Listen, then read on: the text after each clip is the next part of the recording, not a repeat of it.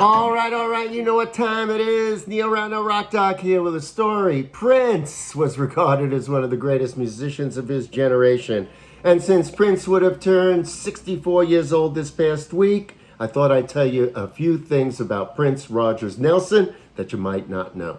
And as usual, a little background first.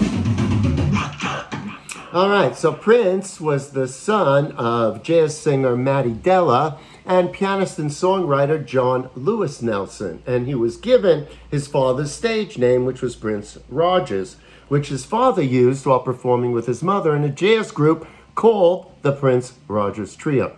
Now, Prince was not fond of his name, and he wanted people to instead call him Skipper, a name which actually stuck throughout his childhood. Now, when Prince was 10, his parents divorced and his mother remarried, and she had a son with her new husband. And Prince had many problems with his new family, so he would repeatedly switch homes, sometimes living with his father, sometimes his mother and stepfather. Now, growing up, he was teased a lot, and as a result, he lacked confidence.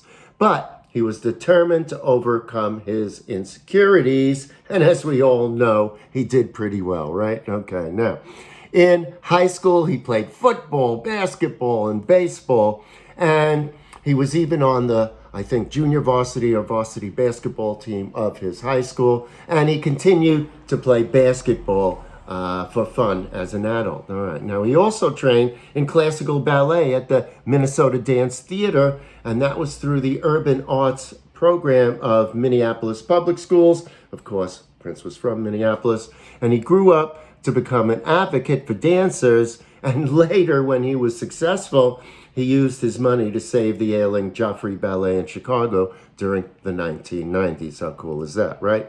Now, at the age of 19, Prince signed a recording deal with Warner Brothers and went on to achieve critical success with his first 3 albums. And then, in the early 80s, he went to his manager and he said, "Hey man, get me a starring role in a major motion picture."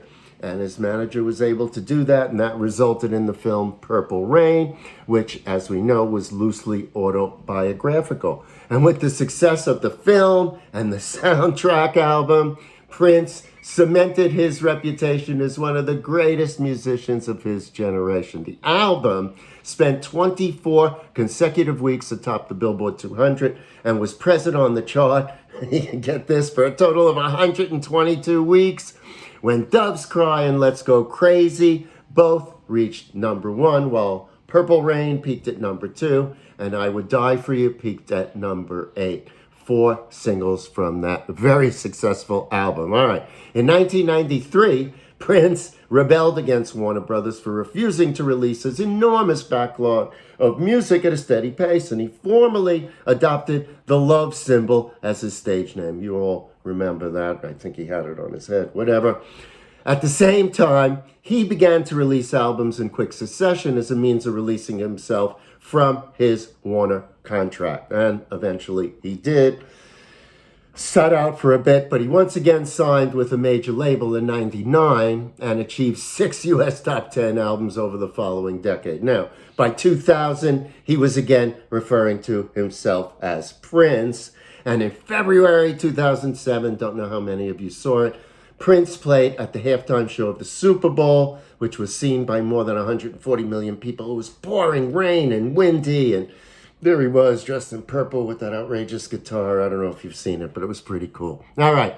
In April 2016, Prince died of an accidental fentanyl overdose at his Paisley Park home at the age of 57 years old. He released 39 albums during his life and had an incredible amount of unreleased material left in the vault, including completed albums, music videos, all kinds of things.